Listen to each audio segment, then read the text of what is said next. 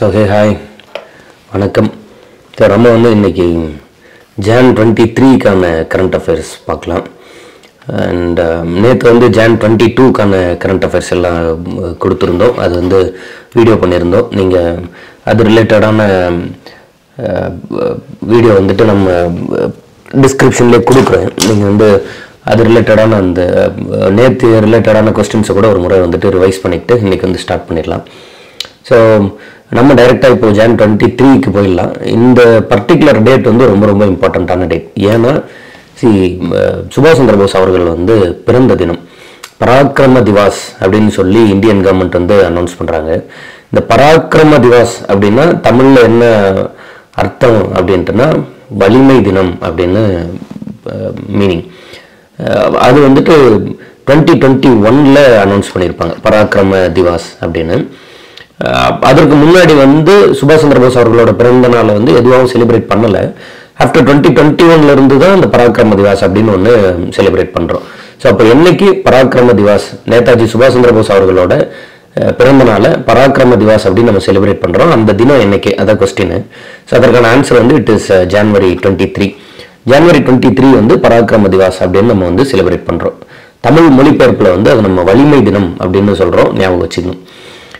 பர்டிகுலராக நேதாஜி சுபாஷ் சந்திர போஸ் அவர்களை பற்றி தின இந்து தமிழ் திசையில் ஒரு ஆர்டிக்கல் மாதிரி கொடுத்துருந்தாங்க.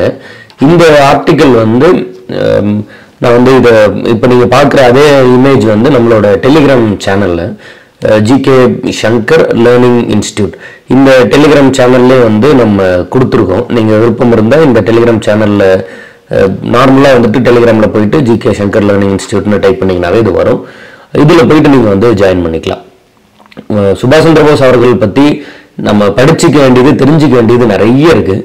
நிறைய சூப்பராக இருக்கும். பர்சனலாகவே எனக்கு திரு சுபாஷ் சந்திர போஸ் அவர்கள் மேலே ஒரு பெரும் பற்று. அந்த அளவுக்கு அவரை சார்ந்து படிக்கிறது, அவரோட காதல் கதைகள்லாம் இருக்குது. எமிலி போஸ் அப்படின்னு ஒருத்தங்க இருப்பாங்க. அப்புறமா நீங்கள் அதை கூகுள் பண்ணி பார்த்து தெரிஞ்சுக்கோங்க. ஸோ அது மாதிரி எல்லாம் தேடி தேடி படிக்கிறது ரொம்ப ஃபேமஸான அவரோட ஒரு டயலாக் ஒன்று இருக்குது இல்லையா, உங்கள் ரத்தத்தை கொடுங்கள் நான் விடுதலையை பெற்றுக் கொடுக்கிறேன் அப்படின்னு சொல்லியிருப்பார். அதாவது கிவ் மீ பிளட் அப்படின்னு சொல்லி கேட்டிருப்பார். ரத்தத்தை கொடு, சுதந்திரத்தை தரேன் அப்படின்னு கேட்டிருப்பாரு. தமிழ்நாட்டுக்கு வந்திருப்பாரு. நீங்கள் தமிழ்நாட்டில் சுபாஷ் சந்திர போஸ் அவர்களை இன்ஸ்பயர் பண்ணி லீடர்ஸ் உருவாயிருப்பாங்க. அண்ட் நிறைய நல்ல நல்ல பாயிண்ட்ஸ் அவர்கிட்ட இருந்து நம்ம எடுத்துக்கிற மாதிரி இருக்கும். சூப்பராக இருக்கும். இந்த பர்டிகுலர் நியூஸ் பேப்பர் கட்டில் எல்லாத்தையும் பேசிடல, ஆனால் கூட ஒரு சில மேஜரான பாயிண்ட் சொல்லியிருப்பாங்க. ரொம்ப சூப்பராக இந்த இடத்துல ஒரு பாயிண்ட் சொல்லியிருப்பாங்க. அதாவது ஜெர்மனியில் திரு நேதாஜி சுபாஷ் சந்திர போஸ் அவர்கள் இருக்கும்போது, அதாவது சுபாஷ் சந்திர போஸ் அவர்கள் இருக்கும்போது தான் அவருக்கு நேதாஜி அப்படிங்கிற பட்டம் வழங்கப்படுது. அப்படின்னா மரியாதைக்குரிய தலைவர் அப்படின்னு பொருள். ஸோ அப்போ ஜெர்மனியில் அவர் இருக்கும்போது தான் நேதாஜிங்கிற பட்டம் கொடுத்தாங்க. நேதாஜி அப்படின்னா என்ன பொருள் அப்படின்னா இந்த மரியாதைக்குரிய தலைவர் அப்படின்னு பொருள். நீங்கள் ஜெய்ஹிந்த் அப்படிங்கிற வார்த்தை நீங்கள் ஜெய்ஹிந்த் செண்பகராமன் அப்படின்னு ஒருத்தர் இருந்தார், தமிழ்நாட்டுக்காரர். அவர்கிட்ட இருந்து இந்த ஜெய்ஹிந்த் அப்படிங்கிற வார்த்தையை நேதாஜி அவர்களுக்கு கொண்டு போய் கொடுக்க, அதாவது அவர் மூலமாக தான் ஜெய்ஹிந்துங்கிற வார்த்தை நேதாஜி அவர்களுக்கு பரிச்சயமானது அப்படின்னு சொல்லுவாங்க. நீங்கள் இப்போ நான் எமிலி போஸ் அப்படின்னு நேதாஜி அவர்களோட காதல் கதை பற்றி சொல்லியிருந்தேன். அதுபோல் ஜெய்ஹிந்த் செண்பகராமன் அப்படின்னு சொல்லி ஒருத்தர் இருக்கார், தமிழ்நாட்டை சேர்ந்தவர். அவரை பற்றி நீங்கள் படித்து பார்க்கலாம். சரி, ஓகே டன்.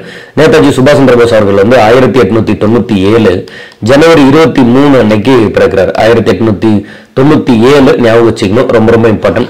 ஜனவரி 23 மேக்ஸிமம் மறக்க மாட்டோம். அடுத்தடுத்த ஆண்டுகளில் அவரோட பிறந்த தினம் சொல்லி படிச்சுக்கிட்டே இருப்போம், அதனால ஞாபகம் இருக்கும்.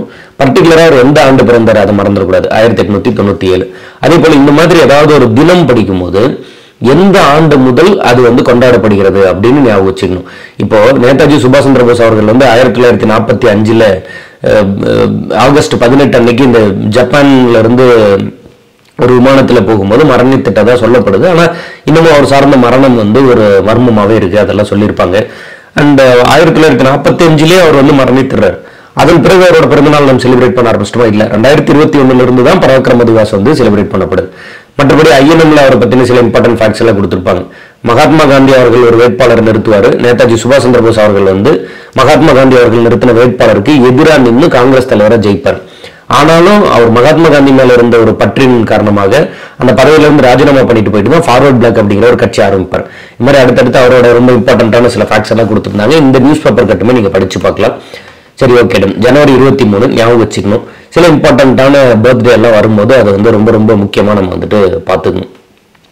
ஐசிஎஸ் எக்ஸாம் கிளியர் பண்ணியிருப்பாரு, ஒரு பெரும் பணக்கார குடும்பத்தை சேர்ந்தவர். ஆனாலும் அதெல்லாம் விட்டுட்டு வந்து நாட்டுக்காக உழைச்சு நிறைய துயரங்களை இது பண்ணி, இந்த நியூஸ் பேப்பர் கட்டிலே சொல்லியிருப்பாங்க, பர்மாக்கெல்லாம் சிறையில் கொண்டு போய் போட்டுருவாங்க, நாடு கடத்தி கொண்டு போய் பர்மா சிறையெல்லாம் அடைச்சிருவாங்க. அவ்வளோ கஷ்டப்பட்டு தான் இந்திய விடுதலைக்காக அவர் வந்து போராடி இருப்பார். சரி, ஓகே டன். அண்ட் அடுத்த கொஸ்டின் வந்து, சமீபத்தில் எந்த மாநிலத்தில் பொது சிவில் சட்டம் யூசிசி யூனிஃபார்ம் சிவில் கோடு வந்து இம்ப்ளிமெண்ட் பண்ண போறாங்க? அதுதான் கொஸ்டின். இதற்கான பதில் வந்து உத்தரகண்ட் மாநிலத்தில் தான் இம்ப்ளிமெண்ட் பண்ண போறாங்க. இந்த யூசிசி ரிலேட்டடா நம்ம நிறைய புரிஞ்சுக்க வேண்டியது இருக்கு. ஆர்டிகலா பார்க்கணும் அப்படின்னா it is article 44. Article 44 uniform civil கோடு பத்தி பேசுது. ஒரு குற்றத்திற்கு தண்டனை வழங்குறது, அதே சமயத்தில் இந்த தண்டனையில வந்து சிவில் அண்ட் கிரிமினல் கேசஸ் அப்படின்னு 2 இருக்கு. இந்த சிவில் அண்ட் கிரிமினல் அப்படின்னா என்னன்னா, இப்போ ஒரு கொலை பண்ணிடுறான்னு வச்சுக்கோங்க, மர்டர். இதற்கு வந்துட்டு மதம் வந்து ஒரு தடை இல்லை, எந்த மதத்துக்காரங்களா இருந்தாலும் தண்டனை ஒண்ணுதான்.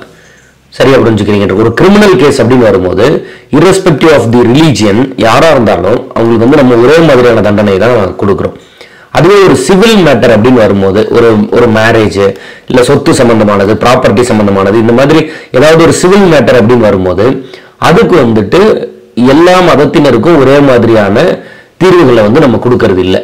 ஸோ இதை பத்தி பேசுறது தான் யூனிஃபார்ம் சிவில் கோட் யூசிசி அப்படின்னு சொல்றோம். இன்னைக்கும் இந்தியாவை பொறுத்த வரைக்கும் ஒரு கிரிமினல் கேஸ் அப்படின்னா, ஒரு கிரிமினல் பிரச்சனை, ஒரு குற்றவியல் நடைமுறை அப்படின்னா irrespective ஆஃப் தி ரிலீஜியன் எல்லாருக்கும் ஒரே மாதிரியான தண்டனை.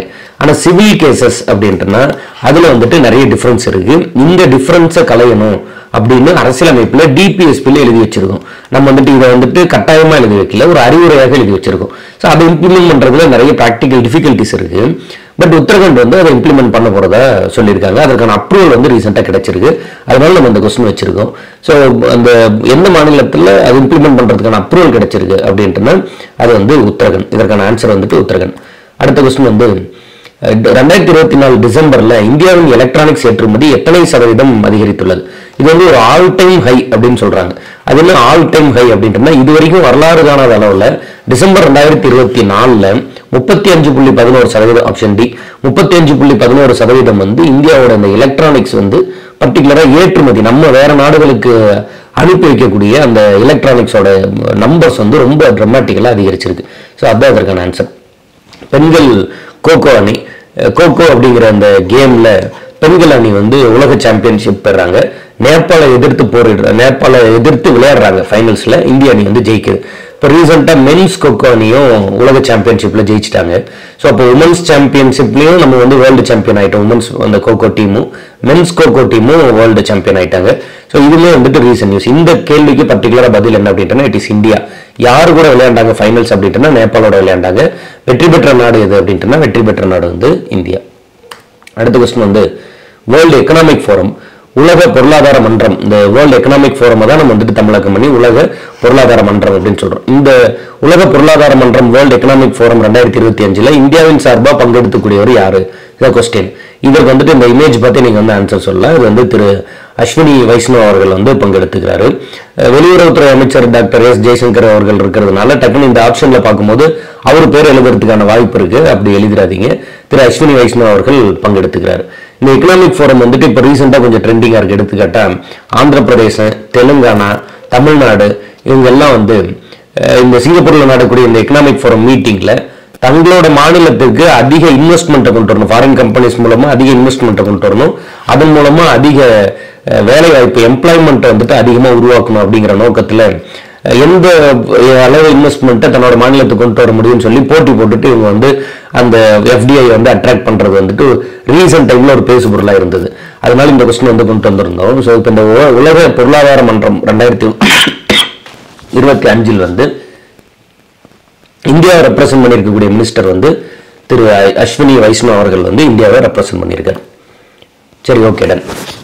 அடுத்த கொஸ்டின் வந்து, இந்த கன்னி தேங்காய் எண்ணெய் ஜிஐ உரிமம் பெற்றிருக்கு, அது வந்து எந்த மாநிலத்தை சேர்ந்தது? இதான் கொஸ்டின். அதாவது நம்ம வந்து அப்படியே மொழிபெயர்க்கிறதுனால அது வந்து கன்னி தேங்காய் எண்ணெய்னு கொடுத்துட்டோம். இங்கிலீஷ்ல ஆக்சுவலா அதோட பேர் வந்து விர்ஜின் கோகனட் ஆயில் அப்படின்னு சொல்றோம். தமிழ்ல ஒரு சரியான மொழிபெயர்ப்பா வந்து உருக்கு எண்ணெய் அப்படின்னு அதற்கு வந்து மொழிபெயர்க்கலாம்.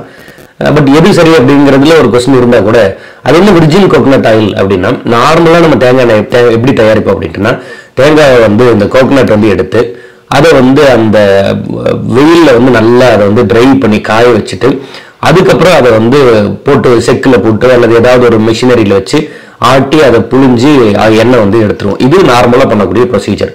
இது மாதிரி பண்ணாமல் அந்த தேங்காய் உடைச்ச உடனே ஒரு அந்த ஈரப்பதம் வாடாமல் ட்ரை பண்ணாமலே அப்படியே வந்து இருக்கும் இல்லையா, அந்த பச்சையாக இருக்கும்ல, அந்த காயை வந்து அந்த தேங்காயை வந்து நம்ம அப்படியே டைரெக்டாக எண்ணெய் எடுத்துட்டோம்னா அதற்கு பேர் வந்து விர்ஜின் கோகனட் ஆயில் அப்படின்னு பேர்.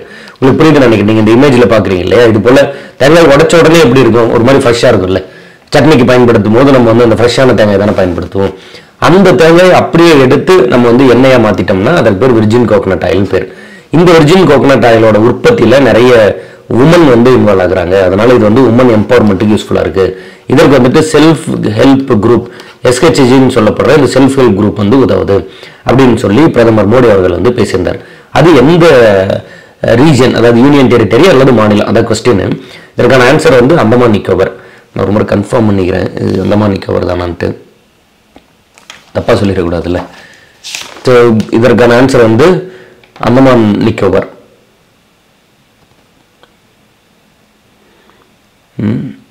Okay done. அந்தமான் நிக்கோபரில் தான் வந்து இந்த விர்ஜின் கோகனட் ஆயிலுக்கான GI டேக் வந்து கொடுத்துருக்காங்க. சரி, இந்த GI டேக் ரிலேட்டடாக நிறைய இருக்குது, எக்கச்சக்கமாக நம்ம படிக்க வேண்டியது இருக்குது. இதற்கு முன்னாடி ஒரு வீடியோ ஒன்று பண்ணியிருந்தோம் GI டேக் ரிலேட்டடாக. ஸோ அந்த GI டேக் வீடியோ வந்து நான் டிஸ்கிரிப்ஷனில் ஒரு லிங்காக தரேன். GI டேக் ரிலேட்டடாக அந்த பழைய நோட்ஸ் இருக்குல்ல, அதை வேணால் நீங்கள் ரிவிஷன் பண்ணணும்னு நினச்சா அதை வந்து ஒரு முறை ரிவைஸ் பண்ணிக்கோங்க. இப்போதைக்கு Virgin coconut oil GI take பெற்றிருக்கு. எந்த பகுதியை சேர்ந்தது, ஏன்னா மாநிலம்னு சொல்ல முடியாதுல்ல, அதனால எந்த பகுதியை சேர்ந்தது, எந்த யூனியன் டெரிட்டரி சேர்ந்தது அப்படின்ட்டுனா அது வந்து அந்தமான் நிக்கோபரை சேர்ந்தது. சரி, ஓகே டன். சஞ்சார் சதி, சமீபத்தில் சஞ்சர் சதி செயலியை அறிமுகப்படுத்தியவர் யார்? Who has launched சஞ்சார் சதி ஆப் ரீசென்ட்லி? இந்த கேள்விக்கான பதில் வந்து ஜோதிராதித்ய ஸ்கிந்தியா. அவர் தான் வந்து ஆப்ஷன் ஏ, ஜோதிராதித்ய ஸ்கிந்தியா அவர் தான் லான்ச் பண்றாரு. அது என்ன சஞ்சார் சதி அப்படின்னா, மொபைல் ஃபோன் வந்துட்டு திருடு போயிடுது, அல்லது வந்து ஏதாவது வந்து ஒரு ஒரு இந்தியா நம்பர் மாதிரி இருக்கு, ஆனால் வந்து ஒரு ஃபாரின் கால் மாதிரி ஏதாவது ஒரு கிரைம் வந்து சைபர் ரிலேட்டடாக இந்த மொபைல் ஃபோன் ரிலேட்டடாக ஏதாவது கிரைம் வந்து பண்ணுறாங்க அப்படின்னா அதை எல்லாம் ரிப்போர்ட் பண்ணுறது, அது மாதிரியான ஒரு பாதுகாப்புக்காக இந்த சஞ்சார் சதி அப்படிங்கிற செயலி வந்து உருவாக்கப்படுது. அது வந்துட்டு யார் லான்ச் பண்ணுறாங்க அப்படின்றனா ஜோதிராதித்ய ஸ்கிந்தியா அவர்கள் வந்து லான்ச் பண்ணுறாரு. ஸோ சஞ்சார் சதி அப்படிங்கிறது இந்தியன் கவர்மெண்ட் உருவாக்கக்கூடிய ஒரு மொபைல் ஆப்.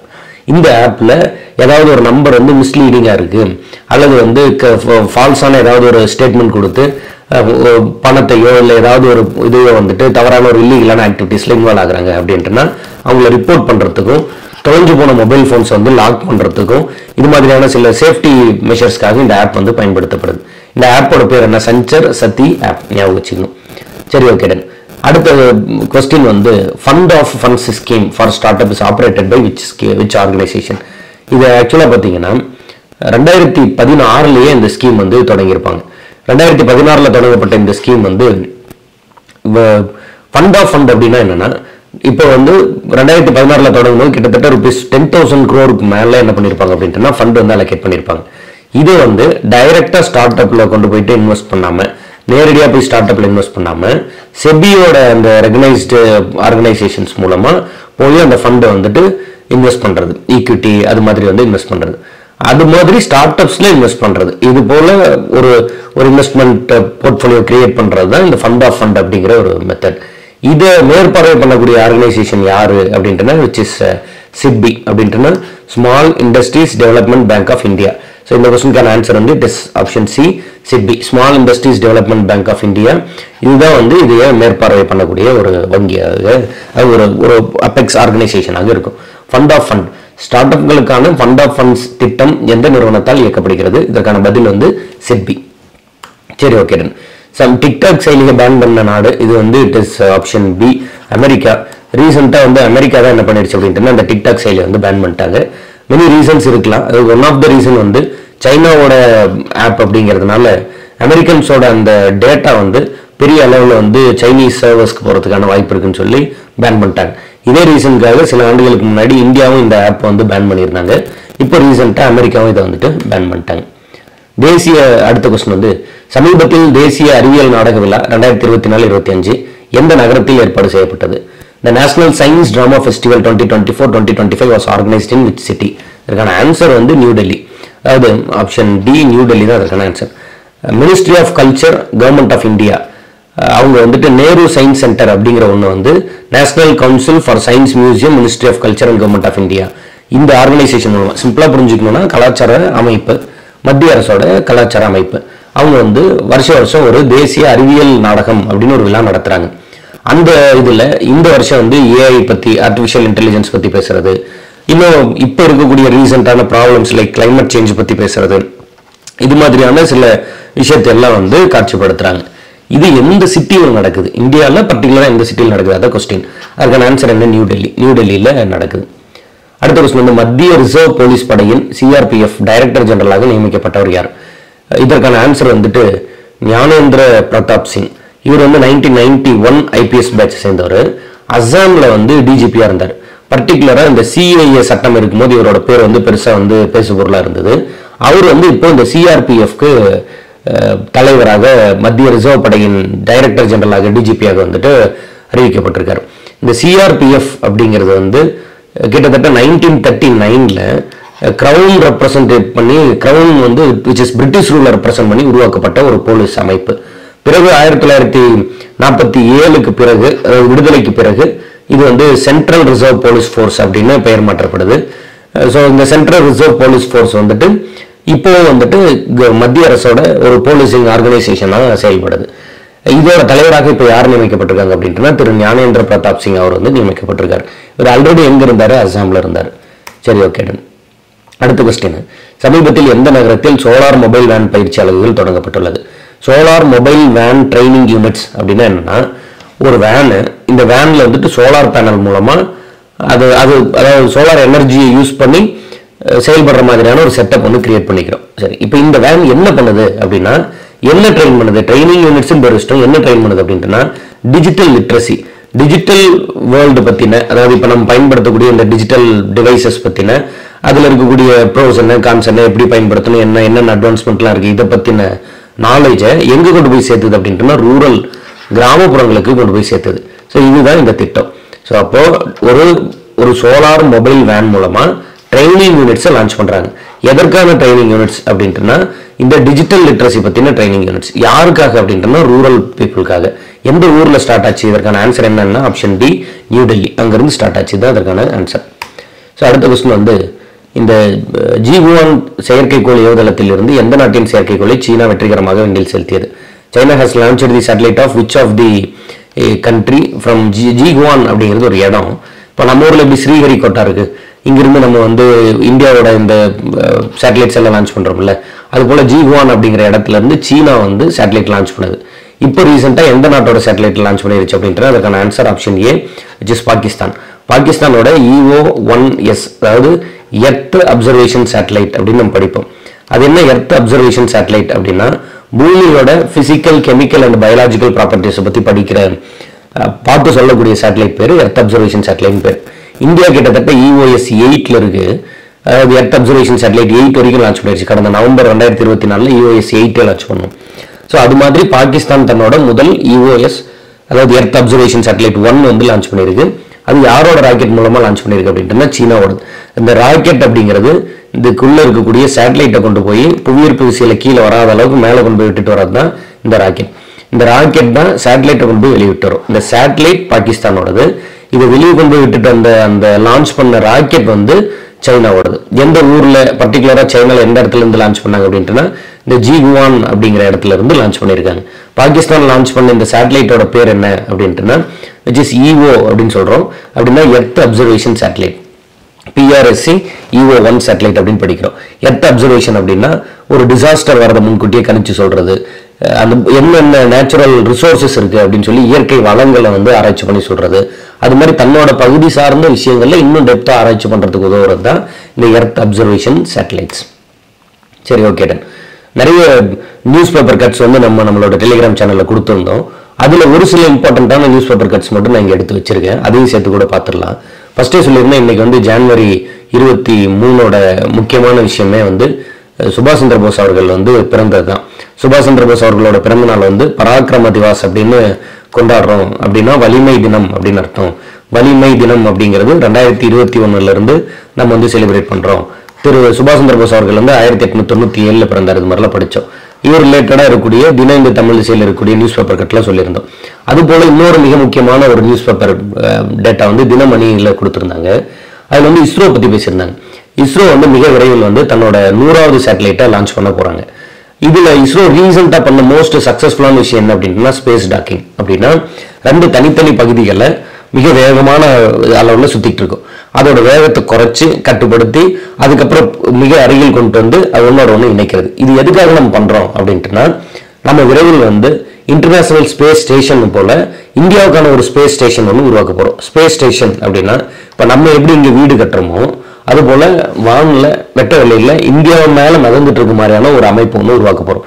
எப்போ வேணாலும் நம்ம அங்கே தங்கிக்கலாம், திரும்பி வரலாம், அந்த மாதிரியான ஒரு அமைப்பு உருவாக்க போறோம். அது பேர் ஸ்பேஸ் ஸ்டேஷன். அந்த ஸ்பேஸ் ஸ்டேஷன் உருவாக்குறதுக்கு இந்த டாக்கிங் சிஸ்டம் வந்து ஸ்பேஸ் டாக்கிங் வந்து மிக முக்கியமான ஒரு விஷயமா இருக்குங்கிறதுனால இஸ்ரோ வந்து அதை வந்துட்டு ஸ்டார்ட் பண்றாங்க. ஸோ அதுல இந்தியா வந்து சக்சஸ் ஆயிருக்கு. இந்த ஸ்பேஸ் டாக்கிங்ல இந்தியா வந்துட்டு 4வது கண்ட்ரியா என்டர் ஆகுது. முதல் கண்ட்ரி என்னது? It is Russia. அதாவது முதல் கண்ட்ரி அமெரிக்கா, அதுக்கப்புறம் 2வது கண்ட்ரி வந்து ரஷ்யா, 3வது கண்ட்ரியா சைனா வருது. இப்போ இந்த ஸ்பேஸ் டாக்கிங் டெக்னாலஜி வச்சிருக்கக்கூடிய 4வது கண்ட்ரியா இந்தியா வருது. இது ஒரு கிரானாலஜியா பார்த்தா, வருஷத்தின் அடிப்படையில் பார்த்தா இந்தியா வந்து ரொம்ப லேட்டா தான் வந்திருக்கு.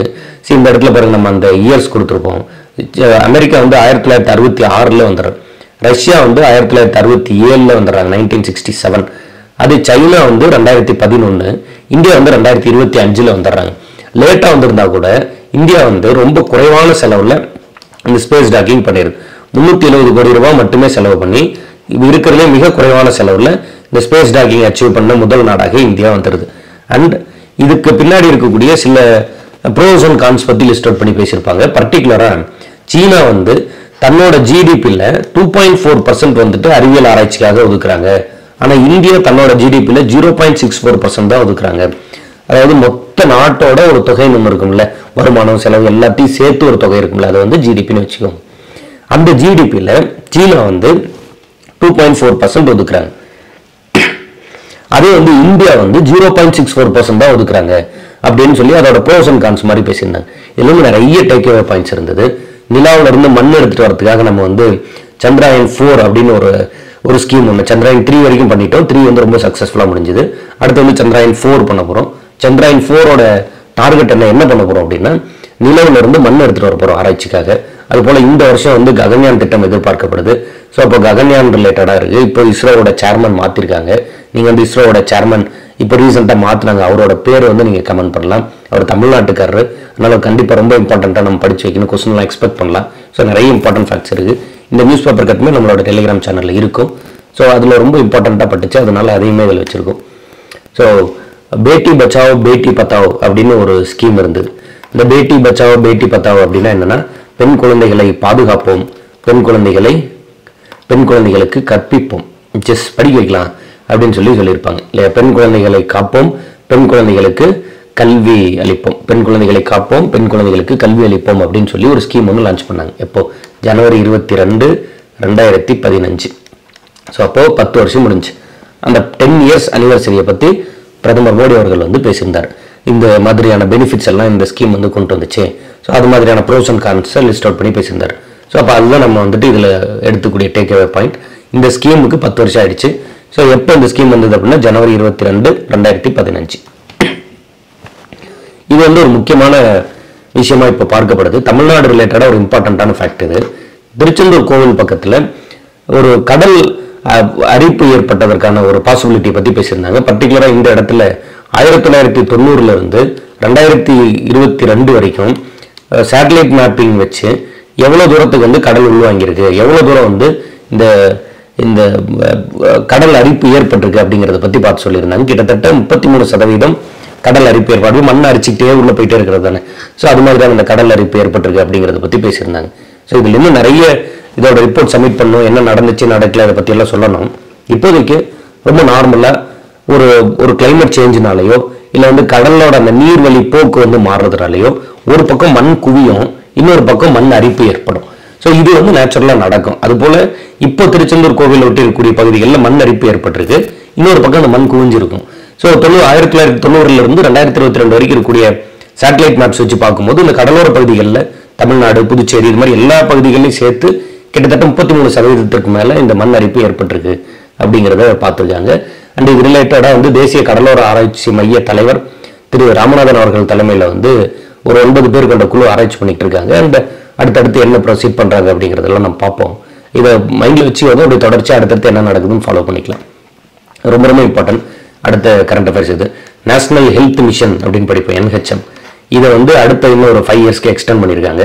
தேசிய சுகாதார இயக்கம் நேஷனல் ஹெல்த் மிஷன். இந்த நேஷனல் ஹெல்த் மிஷன் அப்படிங்கிறது அடுத்த 5 இயர்ஸ்க்கு எக்ஸ்டெண்ட் பண்ணியிருக்காங்க.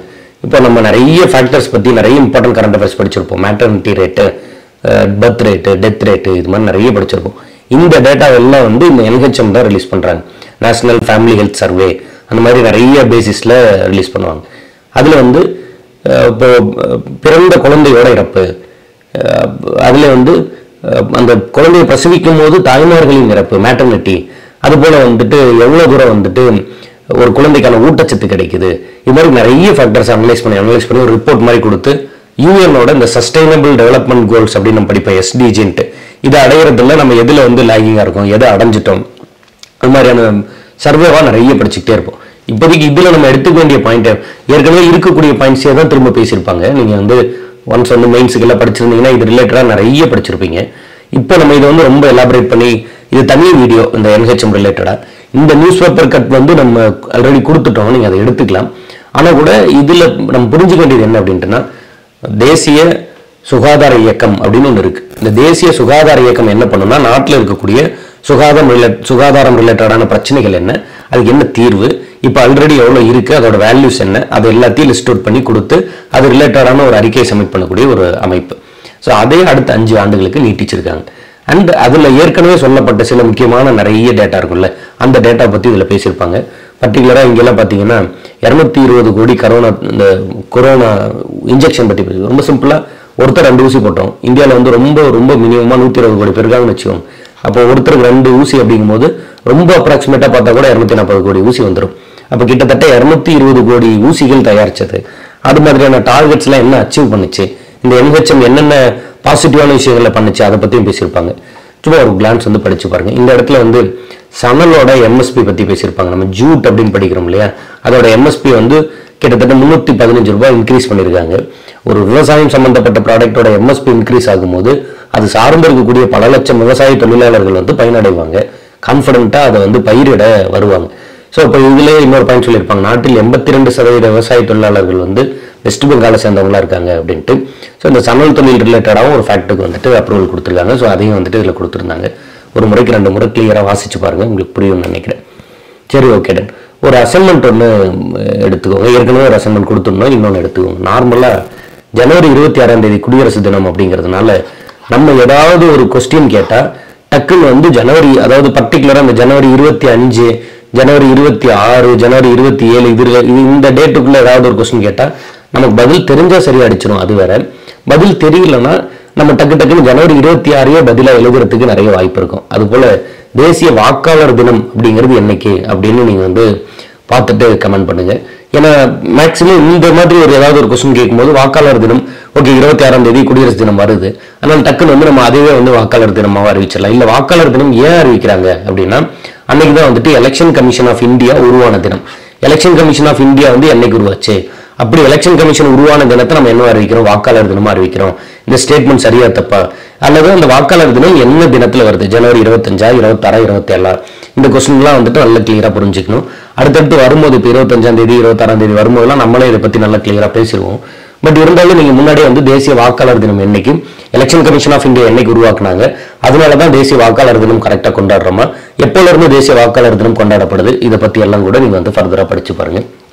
இந்திய உச்சநீதிமன்றம், நீங்க வந்து இந்திய உச்சநீதிமன்றம் வந்து என்ன டேட்ல நிறுவனாங்க அப்படின்னு சொல்லி பார்க்கலாம். ஃபெடரல் கோர்ட் அப்படின்னு இருக்கும் பிரிட்டிஷ்காரன் காலத்துல. அப்புறம் நம்ம வந்து சுப்ரீம் கோர்ட் ஆஃப் இந்தியா அப்படின்னு பேர் மாத்திரம். பர்டிகுலரா எந்த டேட்ல இருந்து சுப்ரீம் கோர்ட் ஆஃப் இந்தியா உருவாச்சு. ஸோ இதையுமே நீங்கள் வந்துட்டு ஒரு முறை வந்து அதாவது இதோட ஆன்சரை பார்த்துட்டு கமெண்ட்ல சொல்லலாம். தேசிய வாக்காளர் தினம் என்னைக்கு, இந்திய உச்சநீதிமன்றம் என்னைக்கு உருவாக்கப்பட்டுச்சு, இது ரெண்டுமே நீங்கள் வந்து கமெண்ட் பண்ணலாம். குடியரசு தினம் 26ங்கிறதுனால அதுக்கு பக்கத்திலே இருக்கக்கூடிய டேட்டு அல்லது அன்னைக்கே இருக்கா அப்படிங்கிறது என்னங்கிறத உறுதிப்படுத்திட்டு சொல்லுங்க. 25, 26 பற்றின கரண்ட் அஃபேர்ஸ் வரும்போது நம்மளே இதை பற்றி ஃபர்தராக பேசுவோம். So keep supporting us. Thank you.